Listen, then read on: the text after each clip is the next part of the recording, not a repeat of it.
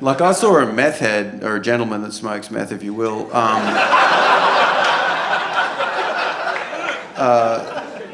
get on the tram in Melbourne, and he got on and he went like this. Transformers, more than meets the eye!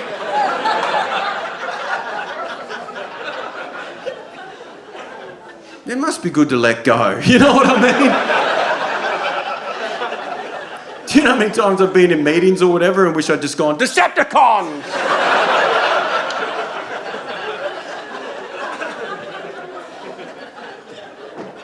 And like, I'm not trying to have a go at meth heads. Like, my cousin was a meth addict and he recovered, but I'll tell you something fascinating about it. The meth energy never goes. You got that shit for life. Like, he's still fucking... Literally, he's like that in conversations. But now it's about granola. You know what I mean? Like, sick granola, man. How many fibers are in there? Fucking antioxidants. Sick. Like, he walks into organic shops like, fuck.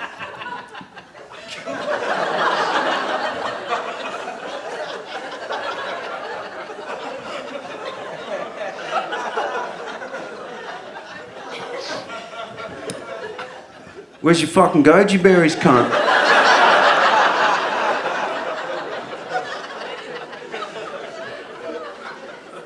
This meth head, he's walking up and down the tram, he's screaming, he's having arguments he never got to win. He's having them again where he wins them. I fucking told you, Trevor, and I was fucking right, wasn't I? You didn't fucking listen, did you? You didn't fucking listen! And then he turns to a woman standing next to me, and he goes, "You're attractive." Everyone's like, holy fuck, holy fuck. He says to the whole tram, "Women are the most intelligent of the species." Then he says this, "Sorry, if you identify as a woman." What the fuck? I did not see that coming. That fucking blew my mind. In Melbourne, even the lunatics awoke.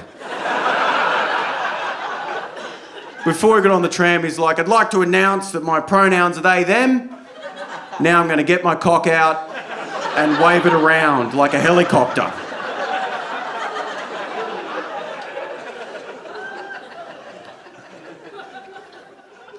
But nobody said anything because they're too intimidated. No one's going to tell a meth head to shut up. People think meth heads start screaming on the tram. They don't. They start in the park or whatever, a little bit like, "Fuck you, cunt." Like a little bit. That's their open mic. They're like learning, like, and then, "Fuck you," like, and trying out. And then they're in the street shoving people. That's when they're in the support stage. Like, by the time they get on public transport, they've got a boom box. They're headlining. Fucking, "Fuck you," like they're fucking cut, like, boom, boom. Like, that's it. Other meth heads are looking at him going, "How'd you get that fucking tram?" Bullshit. Like, they're jealous. Because no one's ever going to tell, like, a meth head to shut up because it's too intimidating. It's like really, really hot people. Like, really attractive people. No one ever tells them to shut up and they just get crazier and crazier. Like, if Margot Robbie walks on the bus and just goes, "Can I sit there?" You're like, "Absolutely you can. Welcome." "Oh my God, yes, of course. Thank you. Yes." Fucking meth head walks on. He's got a chicken in a bag. He's got a tin of peaches. He's like, "I'm sitting there." "Absolutely you are, my friend. Welcome. Thank you. Good to see you. Thank you. Welcome." Tin peaches and chicken is good for my grandma's recipe, actually. Like you, with hot people, you always agree with everything they say. Like, I was at a party once with this beautiful model and I was eating a sandwich. She's like, "Humans aren't meant to eat bread." And I was like, absolutely, I completely agree. I've never eaten bread. Bread is disgusting. I sat next to a meth head on a train once. He's right there. "Gary ripped us off. We're gonna kill him. We're gonna kill him tonight. We're gonna fucking kill him. He ripped us off. He went to the pigs." And I'm like, "Gary, you fucking dog. We've got to kill him tonight. We're going to kill him tonight. I've just got to get off and find some stuff. Then I'll come back. I'll meet you back." Meth heads even kind of walk like they're on a catwalk. It's sort of shut up.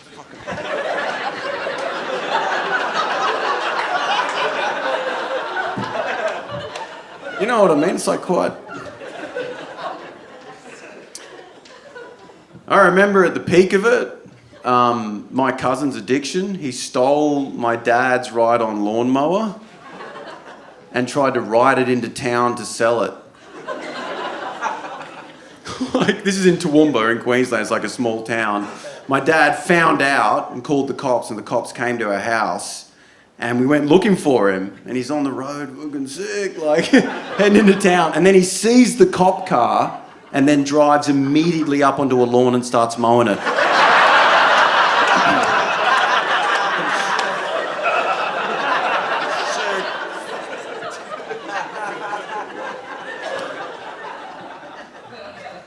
And then the cop gets out. I'll never forget this for the rest of my life. He gets out and he goes, "What's going on here then?" Alex is like, "It just keeps growing, doesn't it?"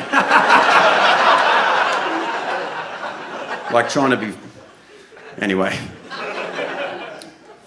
And that'll be me, man. I see it like, I can see the fucking... Every comedian has sympathy for raving lunatics, because we know that if this shit... A lunatic is just this on the street. That's all that is. It's just this shit goes bad enough, you're just doing this. Like, I saw a dude screaming in the park just here at a bin. Fucking bin! Fucking bullshit! Fuck! Everyone's like, oh my God. I'm like, he's trying out a new bit. If you are a parent of young children, chances are you have already done or said the thing that will be the direct cause of your child's worst adult moment. And the best part is they won't even realise it's your fault. But you'll know. You'll be sitting there at the back of the courtroom, just shamefully watching the cross-examination. So tell us, again, in your own words, Zane, you took a shit in a mailbox and then punched a police horse? And your mum's at the back of the courtroom going, oh my God, it's because of that time I put curdled milk into his Fruit Loops and still made him eat them. It all makes sense now. Difficult being a parent. Don't envy that job. Do not envy it at all, you know? I mean, I grew up in a very loving home, very loving parents. Never wanted for anything. Happy pants, hypercoloured t-shirts, Ninja Turtles, Michael Bolton, etc. And yet it's very easy to blame your parents for your own dysfunction. Particularly if they're boomers. Oh my God! What's to be done with the boomers? Too many opinions, not enough computer literacy. They're all getting radicalised by Facebook. No more screen time for the boomers. Internet's a scary place for the best of us. They're all running around in their sensible polo shirts trying to figure it out. Get them out of there! I mean, I find it challenging. I'm sure we all do, you know? You wake up first thing in the morning and someone's like, oh, hey, what's your fully formed opinion on this incredibly complex social issue that you just learned about 5 minutes ago? Quick, type it into your phone so the rest of us can tell you to fuck off and die. The confidence of people on the internet is truly astonishing. Imagine the self-belief it takes to tell someone you've never met before that you hope they get fucked by a chainsaw. I mean, what a consequence-free life you must have led up until that point. The kid that jumped off the roof onto the trampoline and didn't break their arm. Oh my God, you're invincible. I bet one day you could be the Attorney General. I'm at a point where... Oh, get fucked, Sydney. I'm outraged at that asset. Why would she lie? Get fucked. We have to never forget that knowledge travels faster than the speed of self-righteousness. Like, your opinions are kind of worthless if they're unbendable over time, you know? You've got to be willing to change your opinions, learn new information, adapt, fucking keep step with the knowledge. You have to be more like the algorithms that absorb all of your online activity to the point where you just have to think about buying a yoga mat and one smashes through your kitchen window.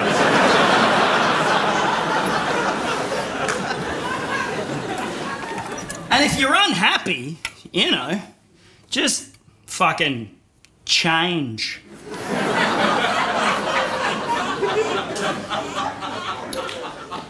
If you have the means to change. If you don't have the means to change, that's a terrible situation. I feel awful for you, but you probably do. I mean, if you're here, you know, can afford to come and see this shit, you could probably change. Might be the hardest thing you've ever done. Might take ages. But please, for the love of God, if you're unhappy, fucking change. Because quite frankly, you being miserable is ruining it for the rest of us. Yelling at me in traffic because you married an arsehole, just end your marriage. You're killing the fucking vibe out here.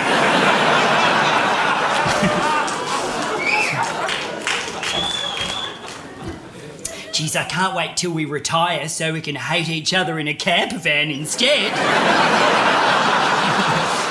I've always wanted to yell at you in a camper van.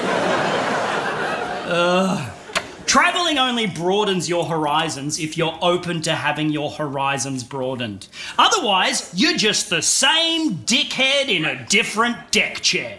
I hate weed, man, you know? And people who smoke weed, they're always like, you just haven't tried the right kind. Like, there's loads of different types and they all do different stuff. You could have, like, indica weed. That's like a strain of weed where it's like indica. You know, it's like where you're, like, low and you're, like, stoned. You know, you're, like, indica. You're in the couch, you know? And then there's, like, sativa. You know, it's a different type. It's like sativa. It's like you're up, you're high. You're sativa. It's like sativa Saturday night, you know? And I'm always like, oh, what strain is it where you have one puff and then you just don't speak for an hour? You start wondering if your dad's really your dad, you know? Even though you've seen photographs of him from the 80s and he looks exactly like maybe he's got a mullet and a mustache, you know? Then you're like, well, maybe he got surgery when I was born. Doesn't make any sense. You know, Scotland's got a bad drug problem, man. Do you know Scotland is the #1 country in the world for cocaine abuse? #1 in the world? I don't want to cast aspersion on what country I assumed would be #1. Surely Colombia. I mean, that's where they make it. It's like if Colombia was #1 in the world for drinking iron brew. You'd be like, what? Just a wee Colombian guy, like, we like it, you know? It tastes like someone left coins in Sprite, you know?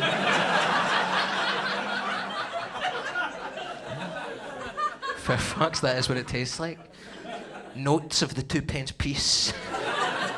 Especially in Iron Brew Extra. You know, I'm #1 in the world for doing cocaine. That makes me sad, man. You know, it makes me sad because, like, cocaine's a bad drug. And you know it's a bad drug because nobody is ever trying to legalise it. All the other drugs have people who really believe in them. Like, you get people who smoke weed and they're like, no, weed should be legal. It's good for chronic back pain. It's good for chronic knee pain. It makes bad films good, you know. There's like loads of valid arguments. Even other drugs. I was watching this Netflix documentary about magic mushrooms, right? And there was this big fat American guy in it, and he was like, magic mushrooms should be legal. I gave magic mushrooms to my grandmother, and it cured her dementia. And I was like, I fucking doubt it. Yeah. Like, I'm sure she was confused in a different way from usual, but I don't think you've cured her dementia. But he believes it. He believes the world would be a better place if people had free and easy access to magic mushrooms. Maybe he's right. I've never seen anybody try to legalise cocaine. There's no movement for it. Nobody's trying to get elected on that platform. Nobody's parading for that, you know? What does it even look like? Just some cunt coming out of Genting Casino at 4 o'clock in the morning? With a black eye and one shoe and a nosebleed going, legalise cocaine! Ruins everything. It's a compelling argument. I was talking about this recently. I was in here, actually, a couple of months ago, and I was doing stand-up in here, I was doing my cocaine stuff, and I was like, oh, nobody wants to legalise cocaine. And then this girl who was in the crowd, she messaged me on Instagram after the show, and she was like, by the way, I'm studying psychotherapy at university, and we found one person who did want to legalise cocaine, Dr. Sigmund Freud. The 1800s Viennese psychotherapist. He loved cocaine. He wanted to use cocaine as medicine to cure heroin addiction. Doesn't work, you know? I don't know if you've seen Trainspotting, right? But They've been giving it a bash here for a while and just fruitless results, you know? It doesn't work at all. I was thinking about that. I couldn't believe that Dr. Sigmund Freud loved cocaine so much, you know?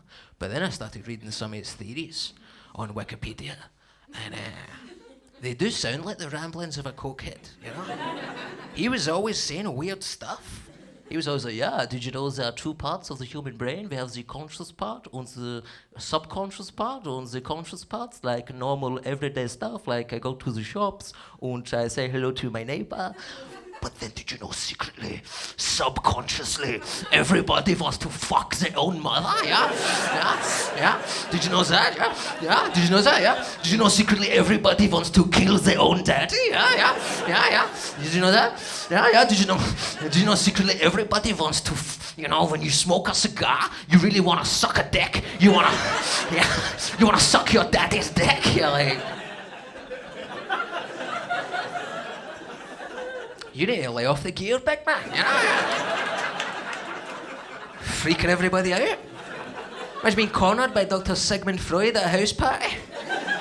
2 o'clock in the morning in the kitchen next to the microwave. He's just sitting there with his wee tiny glasses on, his big moustache, going, you wanna suck your daddy's dick? You're like, phone this guy a taxi, man. He's ruining the vibe. The guy needs a glass of water, man, you know? Yeah, I'm not a big cocaine person. Well, that's the thing, because I have a thing in me. I don't know, 'cause I grew up with religion. Like, I need to believe in shit, you know? I just have that in me. I need to believe in shit. You know, like, I think being an atheist, that's for successful people. You know, like, that's for people who refuse to drink tap water. You know, like, these kind of people, that's what it's like to be an atheist. You know, like, I share a toilet with 3 drama students in a shithole in London. I need to believe in magic, you know, like, I need it. And man, it leads me to some dumb shit. My need to believe in shit. Like for 2 solid years, I had a thing called a gratitude stone. This is a stone that I talk to. Every night, a stone. This is what happens when you leave Christ. A stone. You know a stone. You see them underground in walls, you throw them at people with mullets or whatever. You know a stone. I talk to it every night. I'd be in bed, just before bed, I'd thank it for things in my life. I'd be like, oh, thank you for my mother's stone. And I'd thank it for things I want in the future, you know? I'd be like, oh, thank you for my brother's business failing, or whatever, you know what I mean? Whatever. You know, thank you for my ex getting less attractive, you know? And she fucking did! And that strengthened my belief in the stone. I was like, thank you, stone. Her hair's falling out, stone. She'll never be loved again, stone. You're my best friend, stone. And I know, I can see it in your fucking faces. I can see some of the men. Look at his fucking bollocks up his front. I can see you looking at me. Like, Mike, you seem like a weak-minded imbecile who'd get me killed at war. And I can see some of the women looking at me and thinking, I like Mike, you know? Mike has some good ideas. With his gratitude stone and my confidence spoon, we could go a long way, you know? I'm going to light my curiosity candle tonight to find out more about him. He seems to have a close relationship with the moon, you know? He seems to be in cahoots with the moon, I feel, you know? And the funny thing is, I'd be doing this with the stone, and then I'm so mean to people about, like, religion. Like, even my own mother, I'm so mean to her. I'm like, oh, yes, mother. Mary was a virgin, was she, mother? No one fingered Mary, did they, mother? You're a fool, mother, you're a fool! Wake up! Meanwhile, I'm in my room whispering to a stone, you know? Thank you for a bountiful harvest, you know? Thank you for the continued health of Angela Merkel. Long may she reign, stone. You know?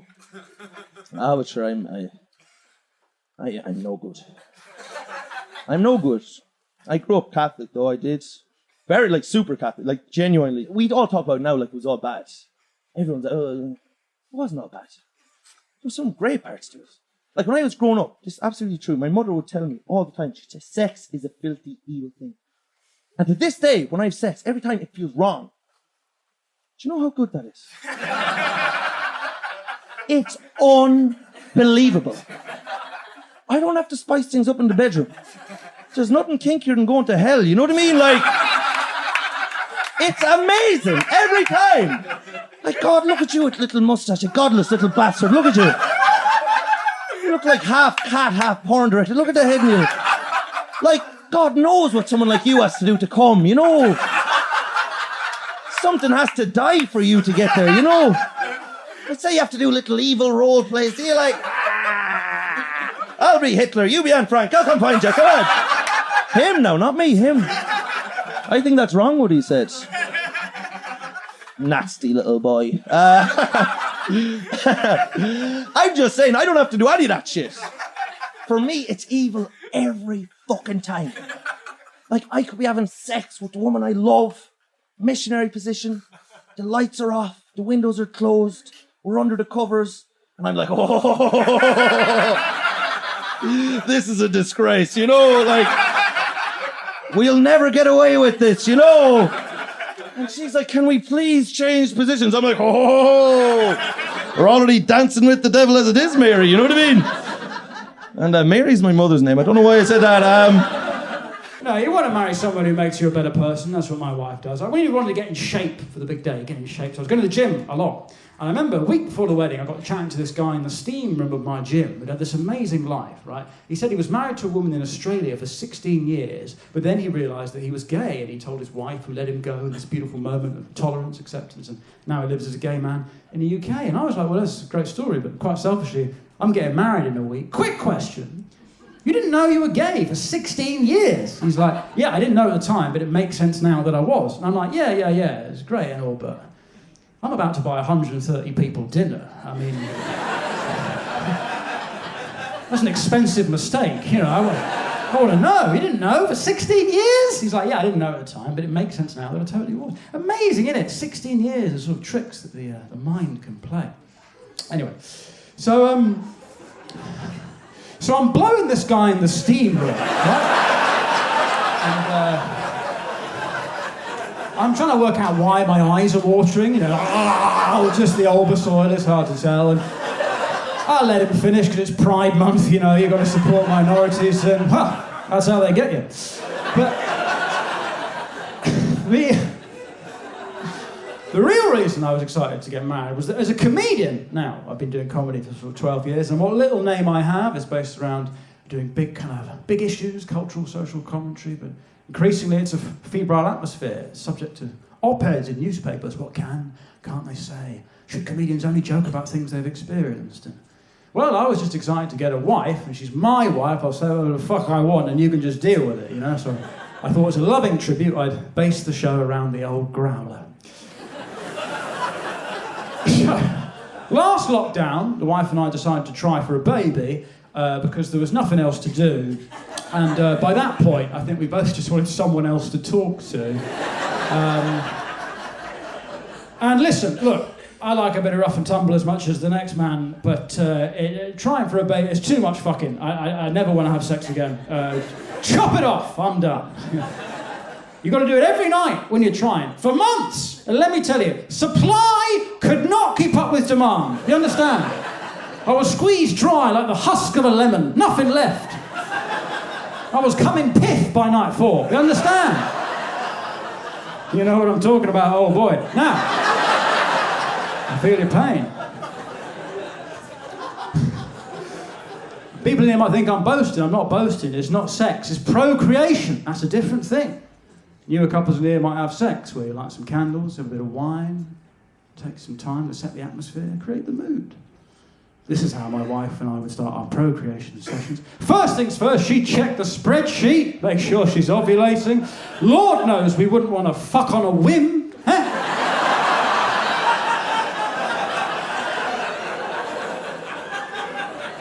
Then she'd shove a thermometer up herself like a big old Christmas goose.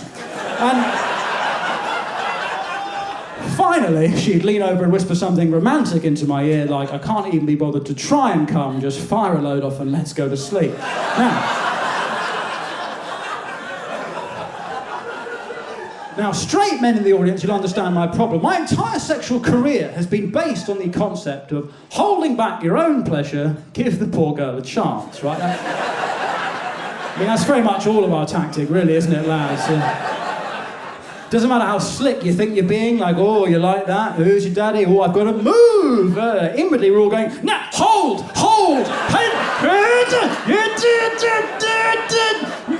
Name every cabinet minister. We like to do little quizzes, little lateral thinking puzzles to distract ourselves in the heat of the moment.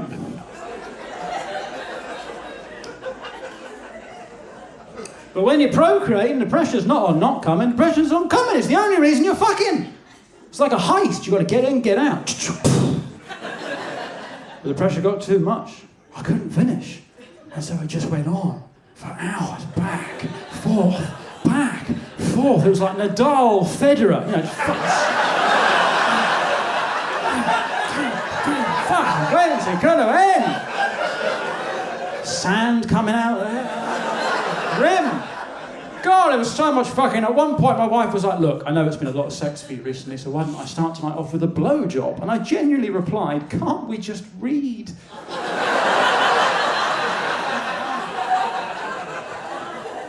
The noise I make now when I do eventually climax, holy mackerel, it's bleak. I swear it used to be excitement, adrenaline, kind of vigour, but now, you know the noise that maybe your elderly relatives would make when they've eaten their Sunday dinner a bit too quickly, and they make this weird kind of internal burp noise that gets caught in the throat? You know, they kind of, that's the noise I make now. Love you, okay. Just going to go to the petrol station, get some Gaviscon. See you later.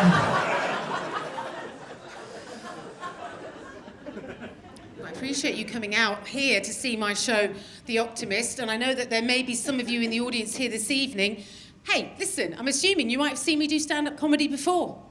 And you might be thinking, there we go, 4 of you, well done.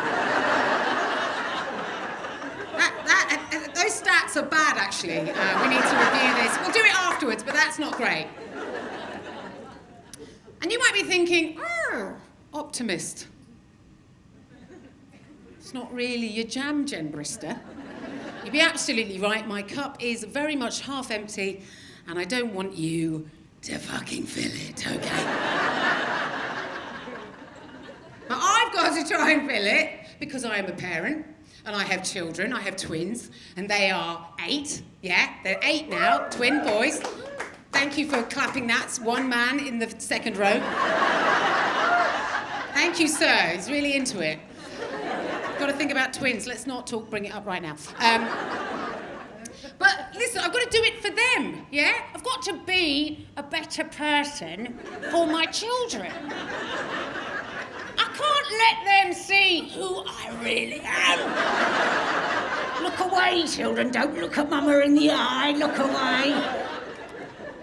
The only way I know how to parent my children is to lie to them. We all lie to our children. Every parent lies to our children, particularly when they're young.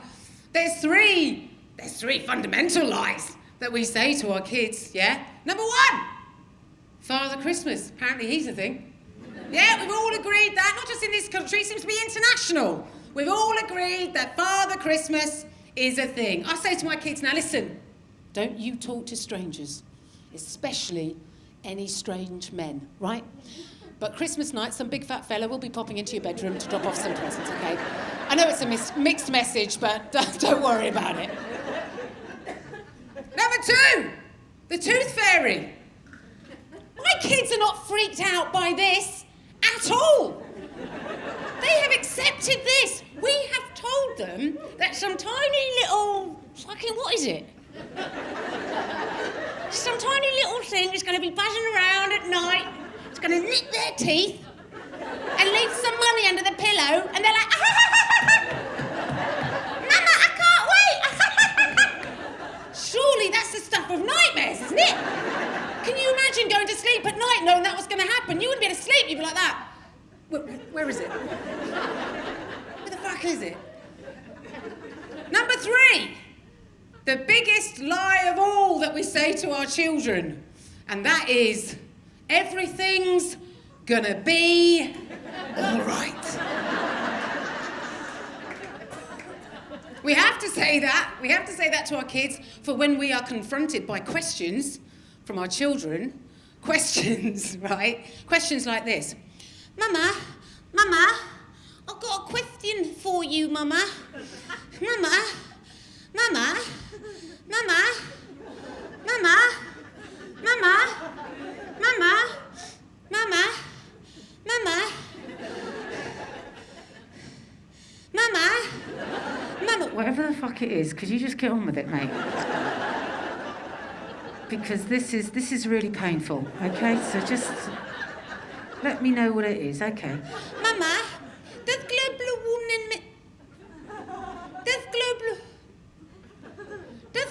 warming mean that we're all gonna die? Oh my goodness, oh my darling boy. Okay, now listen. 2 things, okay? First,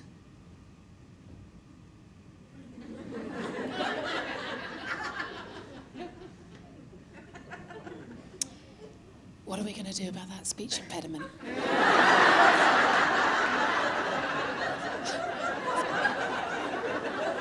We'll circle back to that. And second, now listen.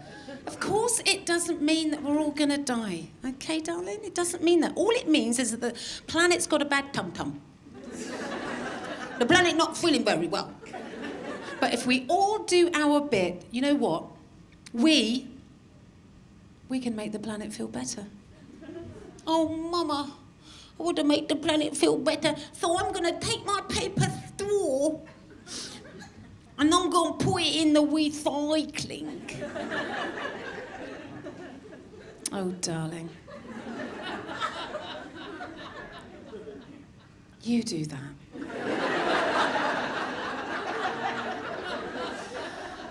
You do that. Because it's going to make fuck all difference. Because the planet's on fire, okay? You can't say that to your kids. You got to offer them some hope, some optimism, even though you know in 20 years' time they're going to get sunburnt in January holidaying in Dundee. You can't say that to them. I know I shouldn't read my messages. I know I shouldn't, but I'm a comedian and I have a lot of time on my hands. Like, if you want to contact a comedian, you can. I read all my messages. I get so sucked in by it. I always think that. I think to myself, as I'm reading them, I've got way too much time on my hands. And then sometimes I feel like, I don't know if you feel the same way, if you ever feel like, oh, I've got too much time on my hands, maybe I should be doing something productive. And then you see someone and you're like, oh, they've definitely got too much time on their hands. I'm fine.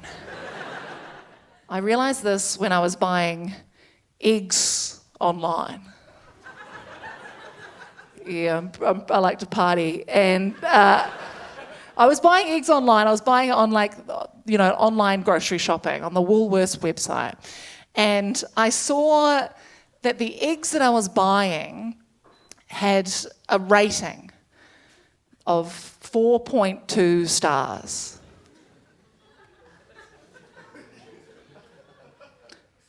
There's people out there spending their time reviewing eggs. Like, it wasn't the health star rating, it had that as well. This was user reviews. I was like, I'm fine. Why do you need to review an egg? It's an egg. Who's having an egg, a food that's been around unchanged for thousands of years, and gone, I've got some notes. If you could pass this on to the chicken passes that on to the egg. And so on and so forth. I'll tell you who's reviewing these eggs. 500 people. 500 reviews, 46 pages. I read them all. I've got a lot of time on my hands. I got obsessed with them. I got obsessed. There's also people out there that review cat food.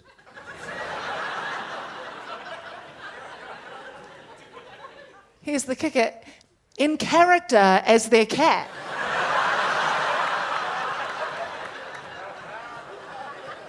Like, if you look it up, you can look it up when you get home, like Fancy Feast website. There's like reviews and they're like, every morning I go over to my bowl and I'm so excited to eat my Fancy Feast. It's fucked. And I assume they're writing it in character as their cat. Otherwise, Fluffy is a weird woman. Back to the eggs, because, I loved reading them. Because the reviews for the eggs are what you'd expect a review for an egg to be. One of them just said, tasted the same as any other egg. 3 stars. I was like, how much better than tasting like other eggs can you get for it? That's a good egg in my books. The 5-star reviews are even more illuminating. Because these people had an egg and had an amazing experience. My favourite 5-star review was from this guy called Nigel. Page 36. Check it out. Check this when you're home, it's fun. I just have nothing else to do. This guy from Nigel, it's 5 stars.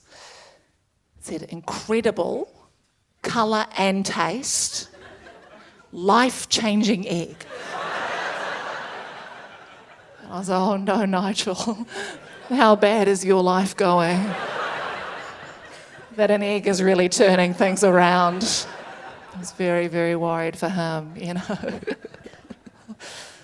The weird thing about it as well is, you know, the eggs, they're 4.2 stars. My show that I did in the comedy festival before this show, the Age rated it 4 stars. I got beaten by a fucking egg. Do you know how humbling that is? Now every time I have an egg, I've got tall poppy syndrome. Like, you think you're better than me? Look who's beating who now. You know what was mad? To this day, I don't know which family member put my name forward. Yeah, no one will tell me. I asked them, maybe they'll tell me. They said they're going to tell me one day, but I want to thank them, because life's different now, you know? Now my money don't jiggle. It phones. Now it's different. No more Primark now, huh? I got upgraded. TK Maxx now, huh? No more Klarna payments. I want to thank them. And I want to thank you guys. The fact that you're here today celebrating with me means the world to me. So give yourself a big round of applause. Thank you. It's emotional.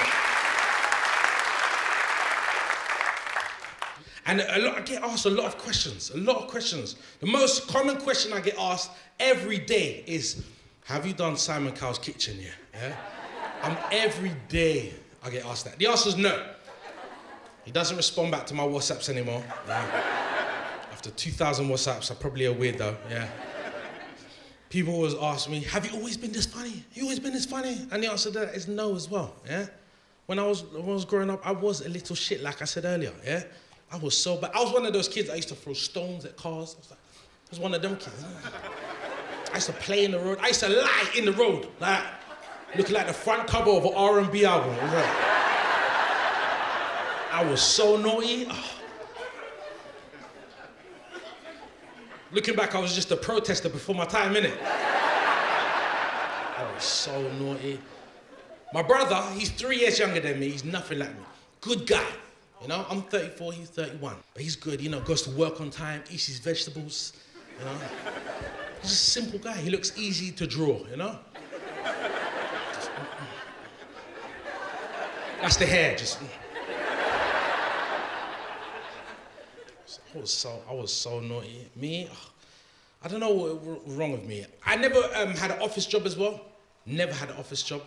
You know, I've always been like a plumber, a mechanic, a delivery driver. You know, I've always been moving. Like, see how you guys are sitting down? I can't do that, you know. You see how much I'm walking on stage? I'm always walking on stage and doing something. Yeah, I'm dyslexic as well. Yeah, probably got ADHD. Or AIDS, I don't know, can't tell. So annoying. I went to a boys' school. Did anyone go to a boys' school? You sound upset. Who said yeah? You said yeah. You sound like he was in pain. He's like, yeah. I don't want to talk about it, actually. What's the name of your boys' school? What? Chordy. Chorney. I don't know that one. I don't know. It sounds painful, isn't it? Chorney, mate. Boys' school. Some of the boys come out weird in boys' school, though. They do. It's like they don't know how to chat to girls. They come up to a girl with like, I like glue.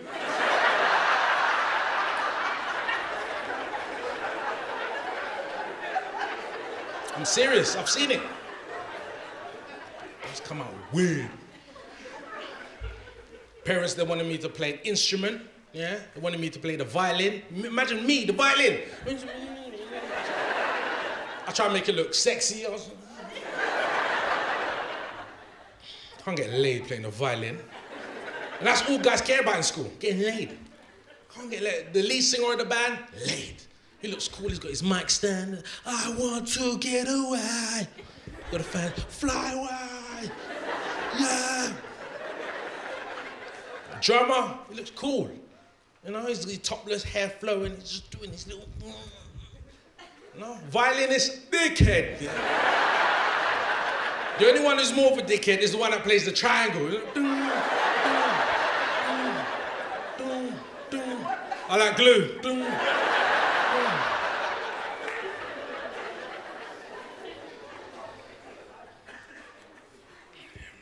Always used to get kicked out of class. Did you get kicked out of class a lot? No, you didn't. You was a good one. I got kicked out of class all the time. Because I used to talk back. This is why this is perfect for me. This profession, I found my profession. Because I used to talk back a lot. Teacher be like, I can hear talking in the back. I'd be like, that's because we're talking in the back. Who said that? You tell me you can hear talking in the back. Teacher's nightmare. Yeah? Axel, get out. That's probably where the Insta walk came from. Just getting kicked out all the time.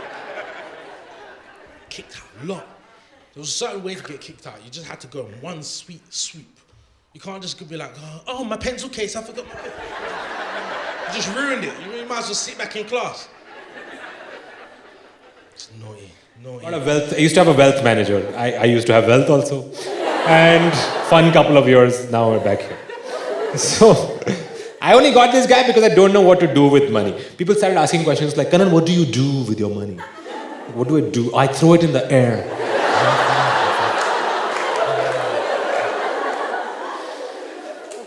It's like, no, Kanan, where is your money? It's in the bank. Apparently, that's very stupid now. To put money in the bank. You know that? It's very dumb. People are like, money in the bank? Oh, fucking dumb fuck. Fucking in the bank. Yeah. I told him he's dumb. Bro, what about inflation? What about inflation?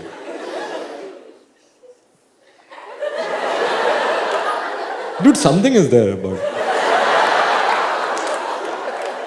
Everyone brings up inflation and does not explore the subject. Like you ask people, what is inflation? Like, inflation, bro, it's crazy, dude.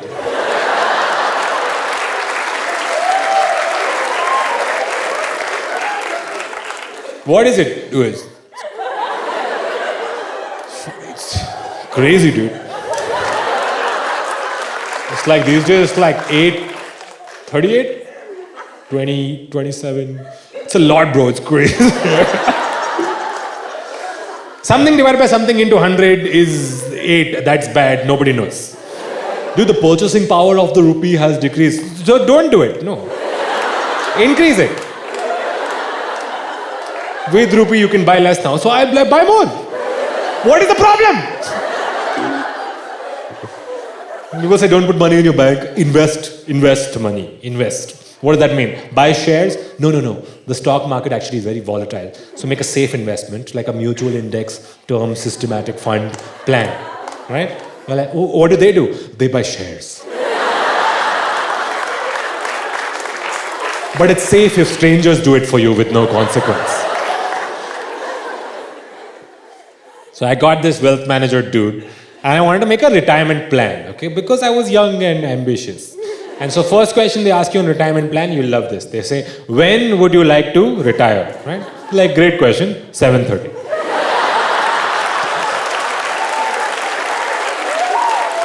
Thank you for asking. Very considerate.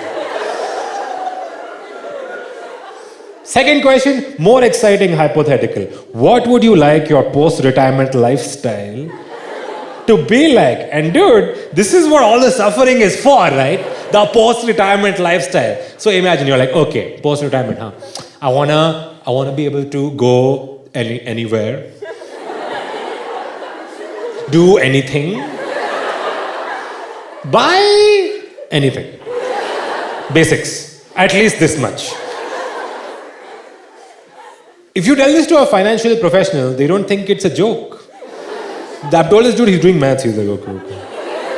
Buy anything. This is basic maths. This is advanced maths. When you know there are 15. And he gave me a figure, if you're interested. It takes about 100 crores. To do that, yeah. So if you, about, huh? What about 97? No, you need for inflation.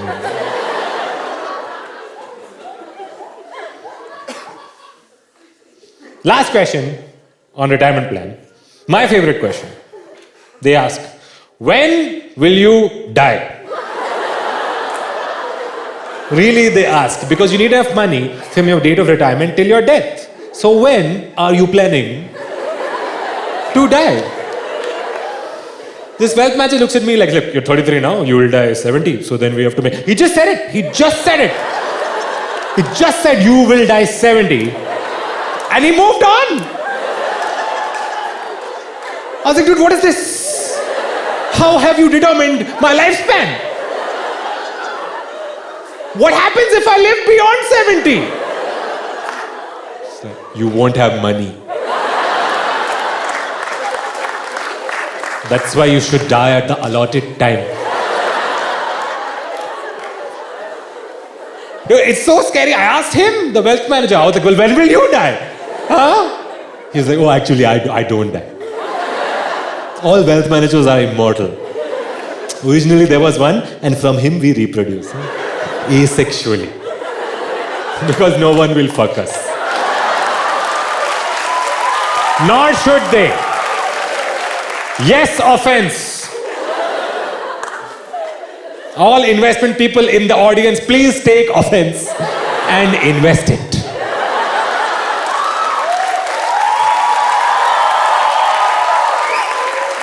Dude, I just can't believe that's the number one way to make money in the world. This financial investment, yuck. Not having a skill, you just take money someone else made, put it into a company someone else runs, and you wait. When something happens, you become rich. Yay. All your financial dreams are slated to fail, so give them up. That is the moral of this story. I started touring with a full joke about NFTs here. That industry collapsed before I could finish the joke. People don't like change. I don't like change. I was talking to my neighbours recently. They're in their 70s. And they said to me, I read in the paper... Well, it was the Daily Mail. They said, I read in the paper that they're asking men if they're pregnant now. What? Anyway, I delved into it. I got to the bottom of it. What it was, there was a story. It was a man. He was about 57, and he was giving blood at the blood donor centre. And there was a form he had to fill out. It's just a standard form. And on it, it said, are you pregnant? And he refused to answer. It was like, oh, I'm a 57-year-old man. I can't possibly be pregnant. Like, I mean, I've given blood loads of times. I filled in that form, God knows how many times. I don't think I've even noticed that question. It's quite simple, really. All you have to do is just hit no. It's not that complicated. It's quite simple. It's for health reasons, because they can't take your blood if you're pregnant. So if you're not pregnant, just put no. That's all you have to do. I'm a 57-year-old man. Why do I have to do this? I never had to do this in the old times. I remember in the 80s, you didn't have to bother with all this red tape. You could just turn up at the hospital with 3 pints of blood in an unmarked plastic bag. There was none of this checking it and all that. There was nothing that went wrong in the 1980s from not adequately screening blood. No, just pour it in the vat and use it. Well, that'll be Brussels, probably. You know the sort of man I mean. Anyway, so he refused to give the blood, and it was a story in the papers. But you sort of think, what does he expect? I mean, it's just a standard form they give to everyone. Is he saying he'd rather that they had a separate form for men and women at a considerable extra cost to the NHS, just so men don't have to answer that question? It's a pretty fragile masculinity, isn't it? If you can't possibly have a form that says, "Are you pregnant?" and then just put no, just in case someone were to sort of see it from a distance and say, "Excuse me, but I couldn't help noticing that you were answering the question, 'Are you pregnant?' And I just wanted to inquire, are you ticking no? Because from the angle I'm looking, sort of with the sun in my eyes a bit, it looks a bit like you might be ticking yes. What does that mean? What's going on? Are you gay? What are they so scared of? It's also worth noting at this point that I'm a gay who gives blood. And until quite recently, gay men were not allowed to give blood. And people like this man were not interested in making a stand then, were they? But anyway, that's not funny, so it's not in the show.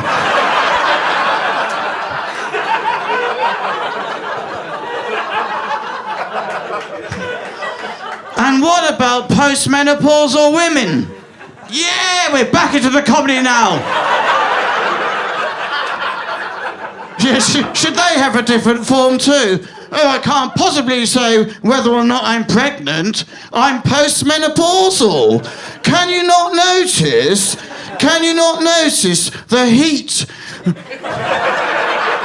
radiating from my undercarriage? It's simply not possible. I've gone through the change. And what about people who are infertile? You know, barren people. And on that note, what about barons? I am a baron. Why should I have to answer the questions of a common phlebotomist? I am the 4th Earl of Dorchester. Whether or not I am pregnant is my own affair.